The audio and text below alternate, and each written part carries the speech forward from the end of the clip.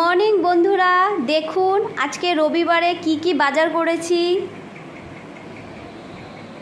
এই দেখুন কলমি শাক। এগুলো কী শাক বলুন তো? এগুলো হচ্ছে গিমের শাক। লাল শাক, লাউ শাক, একটা গোটা লাউ নিয়েছি, দুটো এঁচোড়, কাঁঠালি কলা, বেগুন, কচুরলতি, দুটো আম, বাঁধাকপি, ঢেঁড়স, পটল, টমেটো, পেঁয়াজ। আর এই দেখুন সবথেকে ভালো জিনিস নিয়ে এসেছি, সেটা হচ্ছে টক দই। গরমে টক দই খাওয়া অবশ্যই উচিত। এই দেখুন 1 কেজি টক দই কিনে নিয়ে এসেছি, এটা দিয়ে ঘোল খাওয়া হবে আজকে।